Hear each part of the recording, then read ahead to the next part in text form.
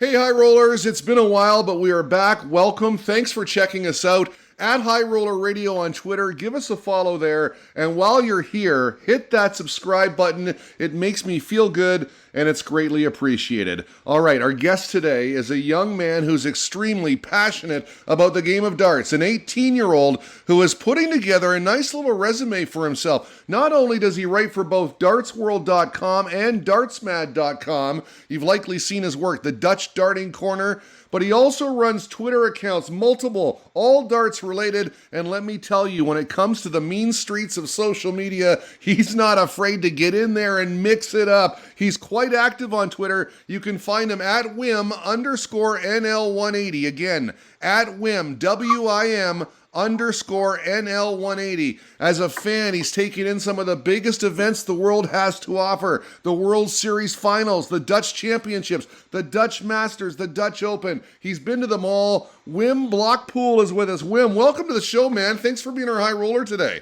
Yeah, thanks for inviting me. I know you are just back from the World Series of Darts Finals, where, of course, Gerwyn Price beat Dirk van Dijvenbode in the final, came down to the very last leg. Dirk had the darts, too. You did a fantastic job, by the way, took full advantage of those press passes with some terrific coverage, dynamite interviews, too. We'll talk about all of that in a second.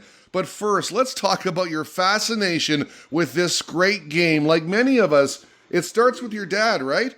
Yeah, it is. Yeah, my dad always used to watch darts, and I was always bored because I didn't even understand the rules. And I was like, I want to watch other TV shows than this.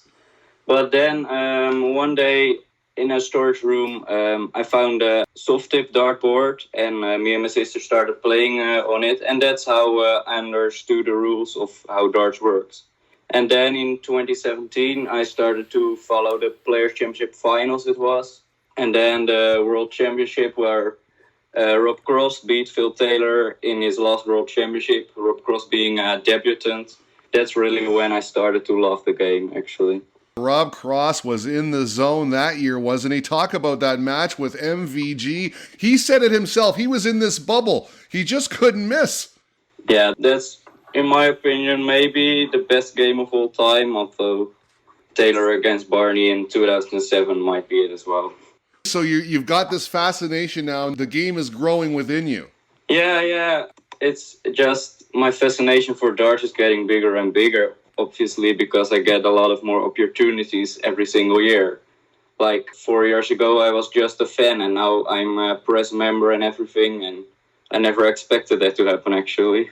Well, it's great to see. I like your Twitter account. You're always on there posting great stuff. You've helped me out. You've corrected me. You've challenged me, and I do appreciate that, my man. Take us through this evolution of yours in darts. Start with the Twitter, all the accounts. You've got the personal account we've mentioned. You've also got at Darts Dutch, and then you run the news pages for Jeffrey de Zwaan, Danny Knopper, and Raymond van Barneveld.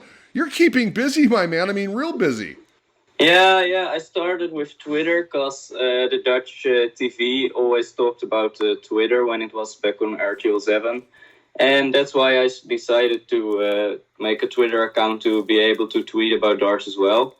And then I saw all these news pages everyone was making, so I decided to make two for my favorite players, which were Jeffrey de Zwaan and Raymond van Barneveld. Then I also made one about Danny Knopper along with Henry Chill, who's a great mate of me and who I've met in real life as well. It was during Christmas when I wanted to do something else, and I decided to make my own website about Dutch darts players and events in the Netherlands. So then at night, I spent half a night making my own website just because I wanted to. Dutch Darts is also where the Twitter account is from. First it was just articles, then I also had Q&As with players like Kevin Doets and Jules Van Dongen. And now it went to DartsMed, so it's now a part of DartsMed, which is a bigger website now, which Henry Chu has made. So it's now called Wim's Dutch Darting Corner, and it also has a very active Twitter account where I also post the birthdays of the Dutch players and the results of all tournaments, both PDC, WDF, and other things. Well, your love for the game really shines through on Twitter. These writing gigs got to be great exposure for you, right? Dartsworld.com, dartsmad.com. I mean, you're posting some great information there, great stuff. Yeah. Darts World just asked me suddenly if I wanted to be a writer for them, and I was a bit surprised because I didn't expect it to. Because I only had a website, but I didn't have much experience with writing. But they gave me the opportunity to do that, and first it was just writing for them one piece every 2 months. But then it got bigger, and they also asked me to write for their websites and their extra online magazines. And then they even asked me to go to television tournaments for them, which is just amazing. I'm a little bit jealous because at High Roller Radio on Twitter, we post a lot of stuff. We're always posting darts, and you post a lot of stuff too. But I've never been mentioned on the TV broadcast. These broadcasters are referencing you all the time. Yeah. Paul Nicholson mentioned me in Zwolle when I was on camera in the crowd. It was just amazing. And I only found out after the darts had ended and I was eating in a restaurant, and I got a lot of notifications on Twitter that I was mentioned by Paul Nicholson on PDC TV, I was just shocked a bit. Yeah, that's got to make you feel good. A nice little treat when you get a shout out like that on the telly. All right, darts. Are you trying to make a career of it? Is this what your future holds?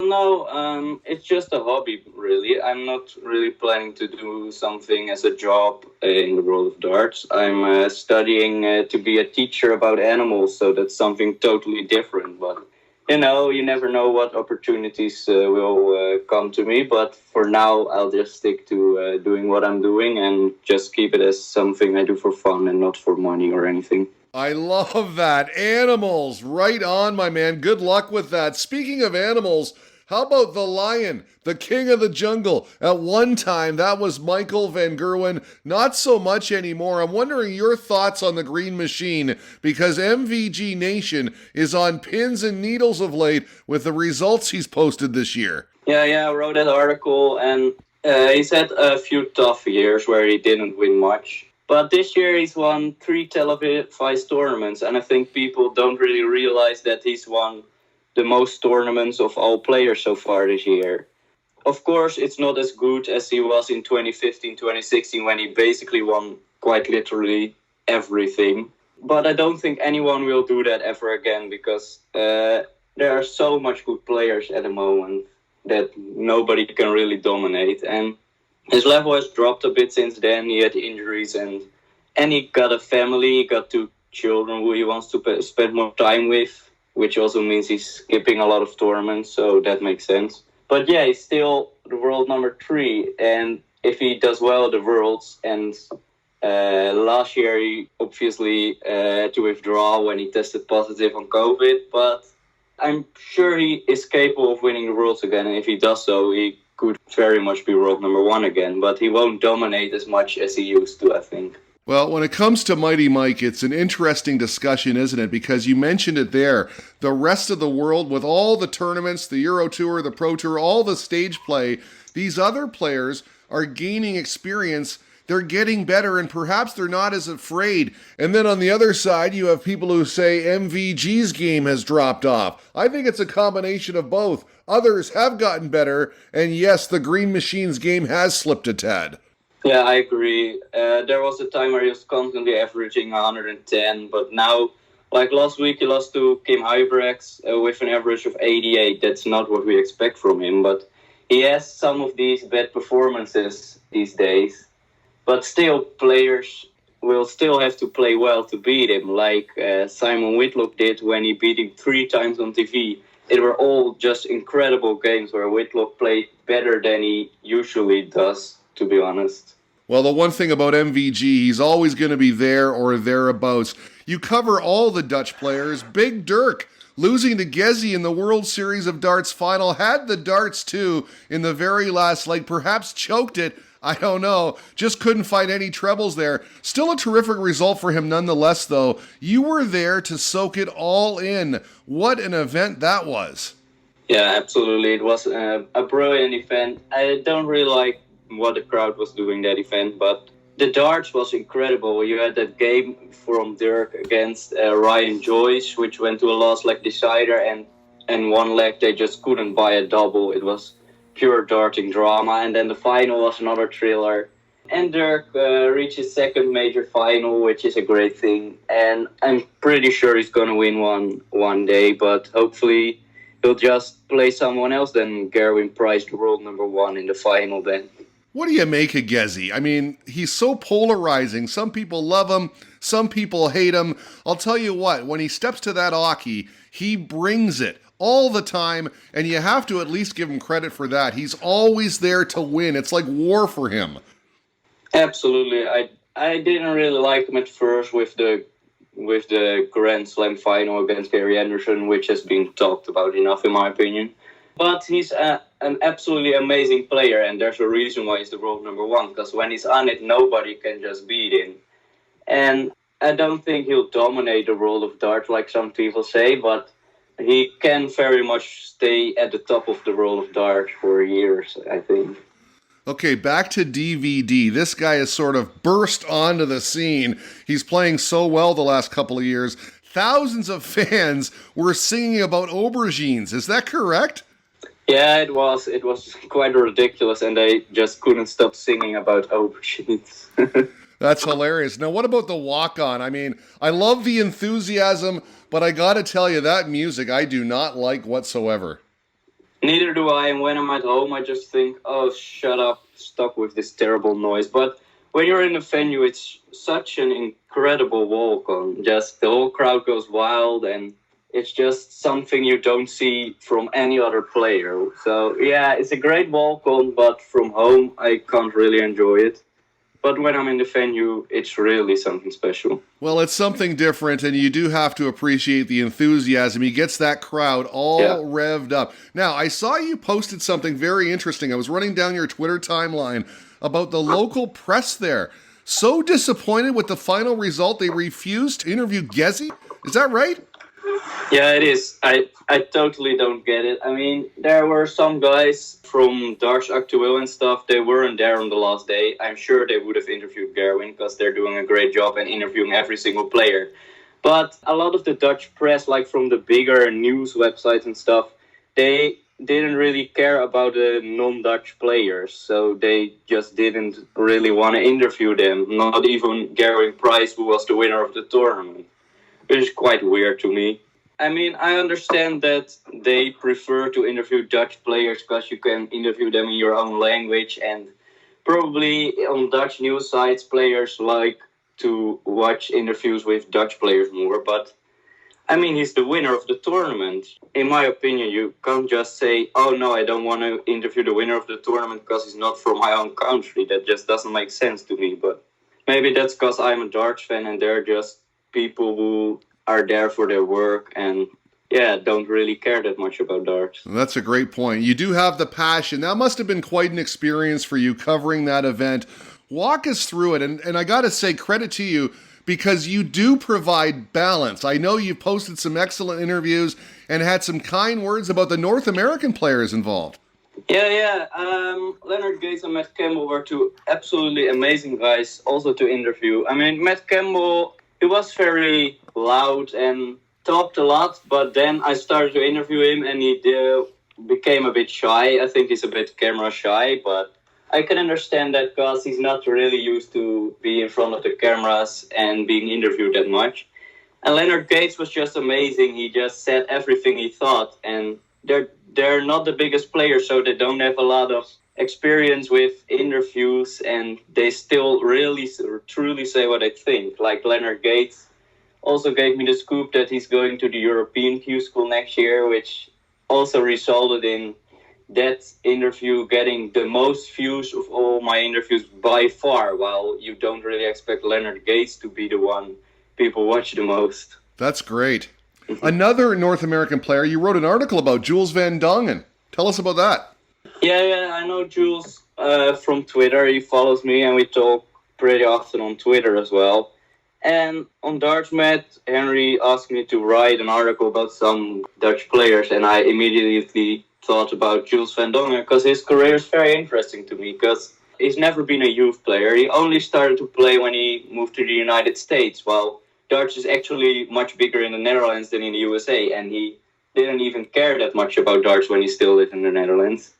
And then in the USA, he just went to a local tournament with his friends and found out that he was actually quite good at it. So in a few years' time, he went from starting to play immediately to winning big WDF events and even winning a tour card, which is such a great story to me. And he's a nice guy as well. It is a great story, and I do appreciate that article. I read it. It's great. By the way, one more question about the World Series of Darts finals. While you were there, you posted some pictures of yourself wearing these high-quality dart shirts, dart-themed attire, and I absolutely love those pictures, man. Tell us about those shirts. I want one.